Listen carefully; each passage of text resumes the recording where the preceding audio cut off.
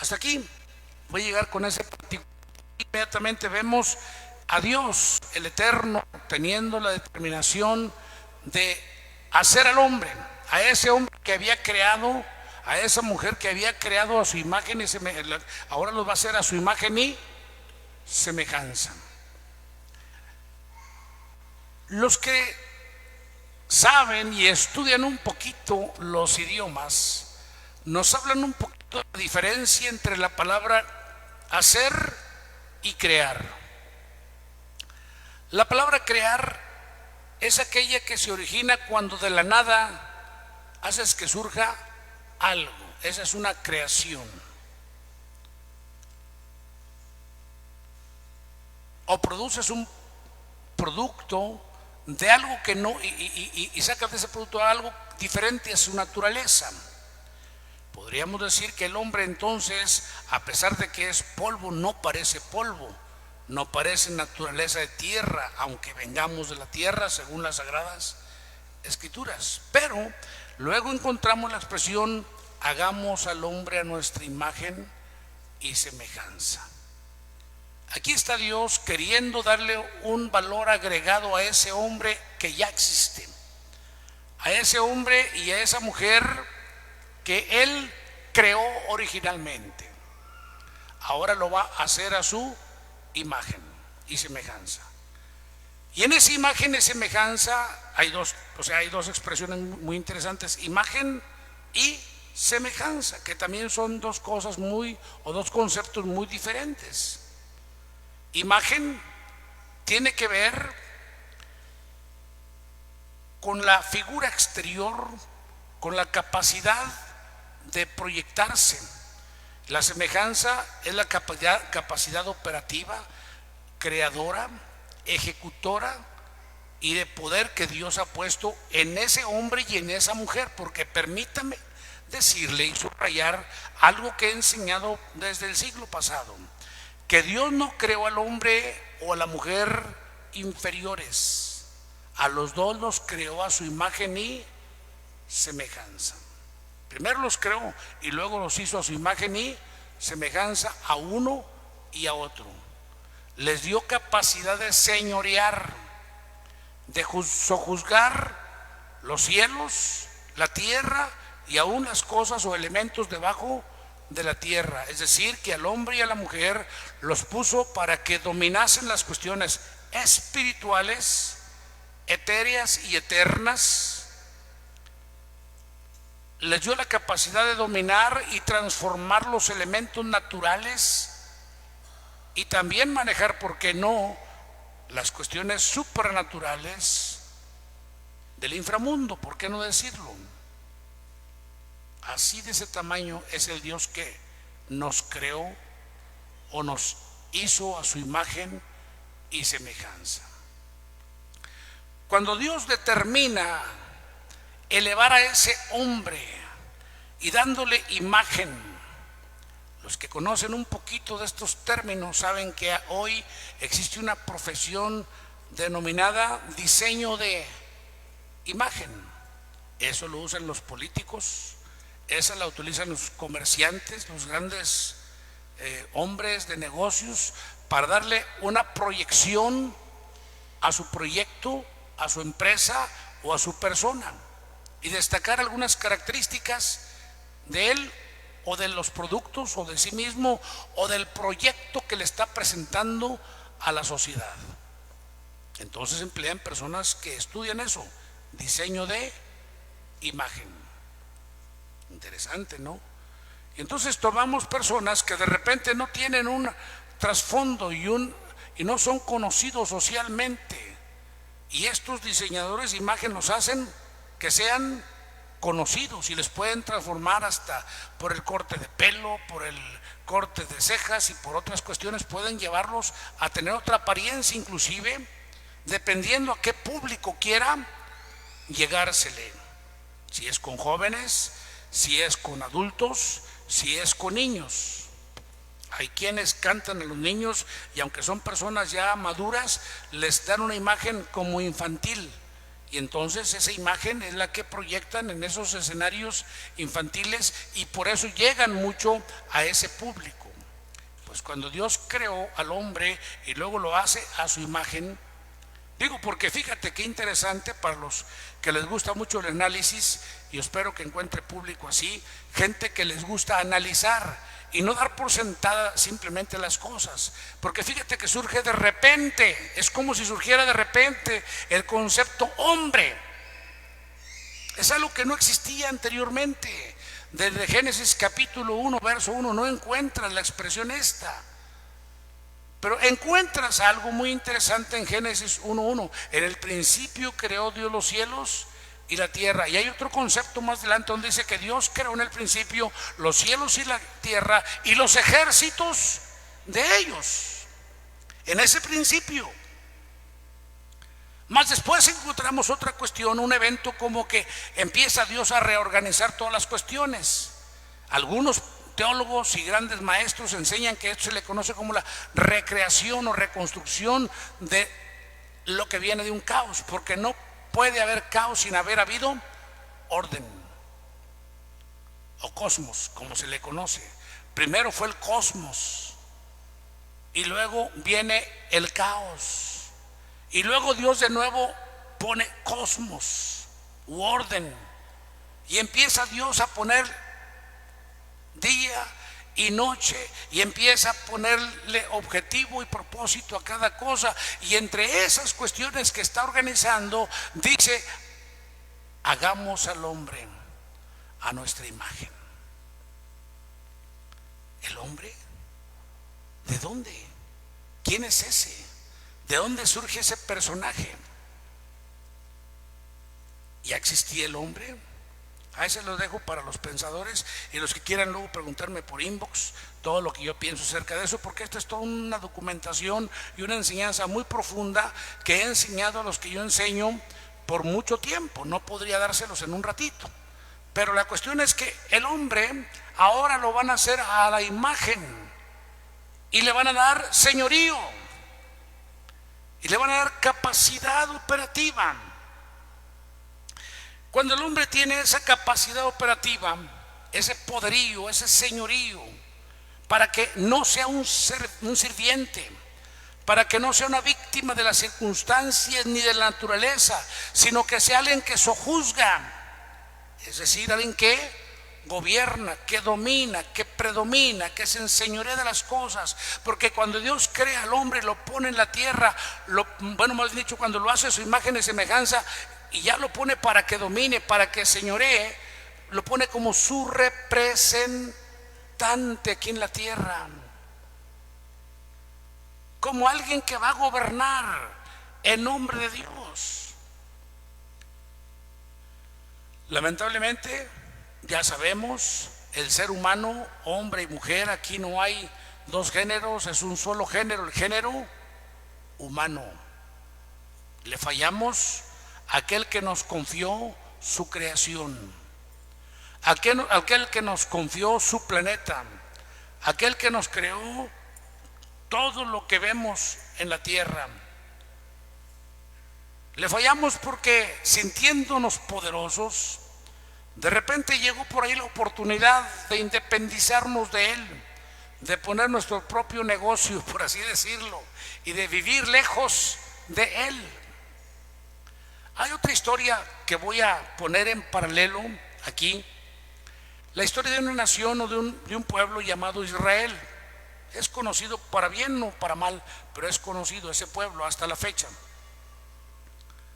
Ha pasado por muchos eventos malos y negativos. Muchos de esos eventos que les han sobrevenido es porque, según la Sagrada Escritura, se han alejado de Dios. Es porque han determinado caminar en sus caminos. Y leemos por allá en el libro del profeta Oseas, quienes quieran leerlo allá en su casa, háganlo. Oseas capítulo 13, leanlo todo. Yo solamente voy a leer un verso, una pequeña porción, lo pondré en contexto, porque Dios había sacado a Israel de Egipto y los había puesto en tierra que fluye leche y miel. Les había entregado pozos que no habían escarbado, viñas que no habían plantado, casas que no habían construido, se las entregó como un derecho, porque se lo había prometido a un amigo suyo llamado Abraham. Así lo dice la Sagrada Escritura, la Santa Biblia. Claro que no fue nomás de enchilame otra. Llegaron y tuvieron que pelear batallas, tuvieron que echar en corrida ejércitos enemigos, porque obviamente los que poseían aquellos lugares, ¿por qué Dios los expulsó a estos? Porque no habían guardado su palabra, porque era gente que eran descendientes de Noé, otros eran descendientes de Abraham. Y ahí le puedo pasar la historia de que no era cualquier gente, era gente que tenía trasfondo de fe, pero habiendo conocido a Dios no le glorificaron como a Dios. Era gente que prefirieron la mentira en lugar de la verdad. Era gente que había tenido la alternativa de creer y decidieron rechazar a Dios de manera deliberada, casi guardando todos los protocolos y todo lo que se pueda guardar. Pero vivimos una sociedad más o menos semejante, una sociedad que está aferrada a sacar a Dios de su contexto. No hace unos cuantos meses por el mundo andaban gritando un grupo de mujeres, no querían a Dios ni nada. Y ahora que estamos con esta pandemia encima, ahora sí hay Dios, ahora sí, a ver si aparece por ahí, ¿verdad? Qué interesante. Abortando por todos lados, ahora que están muriendo, pues ya muéranse, que al cabo sepultan gratis. Qué curioso, ¿verdad? Si hay Dios. Pero la pregunta es la de siempre: ¿habrá Dios o no habrá Dios? La gente quisiera verlo aquí para manipularlo, tenerlo aquí para sacarle todo lo que pueden. Dios no es títere de nadie. Pero vea usted cómo Israel también cayó en ese juego y se alejó de Dios, y le vinieron eventos muy contrarios, y a través del profeta Oseas Dios los corrige de una manera muy clara, muy didáctica y muy fuerte, por cierto. Y luego le dice Israel: te perdiste, Israel, te perdiste, Israel, mas en mí está tu ayuda. Quítale, como enseño yo, quítale la palabra Israel, el nombre Israel, y ponle tu nombre. ¿Cómo te llamas? Te perdiste, porque tú fuiste proyectado para grandes cosas. Dios, cuando te creó, te hizo a su imagen, te dio dignidad, te dio capacidad, te dio talentos, te hizo una persona plena en todos los aspectos, te dio una inteligencia y una superioridad para ser una persona gloriosa. Te dio talentos que nadie más tiene. ¿Escuchas lo que dije? Te dio talentos que nadie más tiene. Aunque a veces pensamos que son talentos que nosotros inventamos y que son habilidades que nosotros desarrollamos, no, mi estimado, es Dios el que nos da la gracia, la habilidad, los talentos. Hasta para ser payaso, no cualquiera te hace reír. Hay payasos que con muy poquito, está risa y risa, a veces nomás se paran enfrente y uno queda feliz. Hay otros ahora que se pintan la cara de blanco y nomás andan haciendo muecas, y oye, lo tienen a uno destornillándose, y este no habló ni siquiera. Pues ¿cómo le hace? Se llama gracia. Se llama. Me encanta cuando de repente, hace mucho tiempo, pero de repente pienso y recuerdo aquel gran tenor que tuvimos entre nosotros, a Luciano Pavarotti, que llegó a reconocer diciendo: lo divino que tengo es el don. El don. Cualquiera cantaría mejor que él, a lo mejor había mejores cantantes que pudieran sacar otros tonos o igual que él, pero él tenía el don. No era tan guapo como otros, pero él tenía el don, lo divino estaba en él. Hay quien tiene la capacidad de crear ropa. Hay muchos costureros, pero algunos cuantos destacan en el mundo. ¿Están de acuerdo conmigo en eso? Dios te dio el don a ti. Todo lo que tenemos es algo que Dios nos dio. Inclusive la inteligencia no es algo que nosotros desarrollamos o tenemos de por sí, nos lo dio Dios. La inteligencia ¿cómo te dijera? Sí, la educamos, la desarrollamos, le metemos más habilidades, pero la inteligencia es algo que tenemos de nacimiento, que no es lo mismo inteligencia que conocimiento, ni conocimiento que sabiduría, como no es lo mismo cerebro que mente. Es muy diferente. Y mente que memoria. Otro día les explico todo ese rollo, ¿verdad? Pero es importante que entendamos, todo lo hemos recibido de Dios. Pero ¿dónde andamos? Te perdiste porque recurres a las drogas, te perdiste porque te andas buscando autocomplacer, a veces satisfaciendo o complaciendo a las amistades, metiéndote drogas o fumando o haciendo tonterías o yendo a lugares que no te ayudan en nada. Te perdiste. Pero qué bueno que Dios en ese, ¿cómo se llamaría? En esa expresión, te perdiste, Israel, o te perdiste, Juan, o te perdiste, Guadalupe, o te perdiste, Janet, o como te llames, te perdiste. Pero en mí está tu ayuda. Todavía la mano, el brazo de Dios está extendido y la mano de Dios abierta, porque Él no te da a ti por perdido. Aunque andas perdido, Él puede rescatarte. Dios te creó con un propósito, para que fueses para la alabanza de la gloria de su gracia, para que fueses su manifestación visible aquí en la tierra, para que vivieras esa vida de imagen y de semejanza aquí en la tierra, y fueses una bendición, fueses, como lo dijo alguna ocasión nuestro Padre Celestial: este es mi hijo en el cual me complazco, esta es mi hija en la cual me complazco. Es un padre que se siente orgulloso de su hijo o de su hija. Para eso te creó. Así como cuando educamos a nuestros hijos, así como cuando les compramos todo lo que quieren y se ven bien bonitos, a veces mejor vestidos que ni nosotros, y uno se siente tan bien de verlos bien vestidos y con zapatos nuevos, aunque uno traiga los zapatos rotos de abajo de las suelas, no le hace. Se siente feliz el padre o la madre. Dios así se siente de feliz cuando te ve a ti bien, cuando tú estás viviendo bien. Pero lamentablemente nos perdimos el propósito, perdimos el objetivo para el que fuimos creados, desperdiciamos el potencial, y entonces no vemos esa vida de milagros que deberíamos de ver. Y no digo que porque estemos en Dios no van a sobrevenir males, pero ¿sabes qué?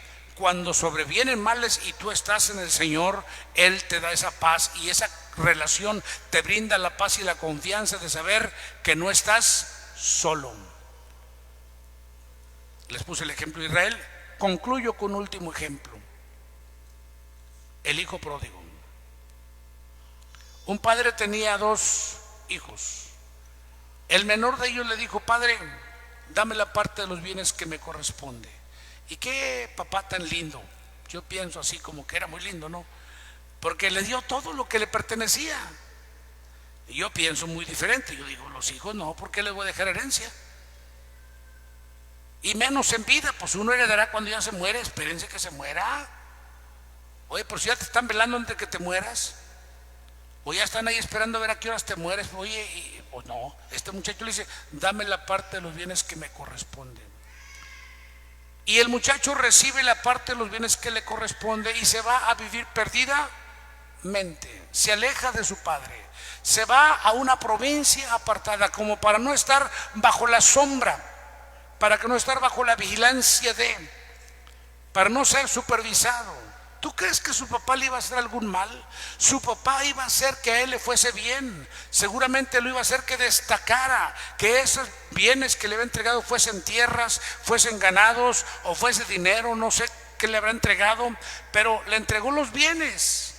Seguramente el padre le hubiese apoyado para que llegase a ser igual que él mismo, pero a muy temprana edad. Porque el papá tuvo que construir y desarrollar todo aquello, y el hijo ya no tenía que construir nada, ya recibía todo hecho gracias a un padre que había querido heredarle en vida. Lamentablemente la inmadurez se hizo manifiesta y el muchacho se fue a vivir perdidamente. La conclusión es que él dilapidó todo lo que le habían entregado, y llegó el día en que empezó a vivir como un mendigo. Yo podría decir la expresión: te perdiste.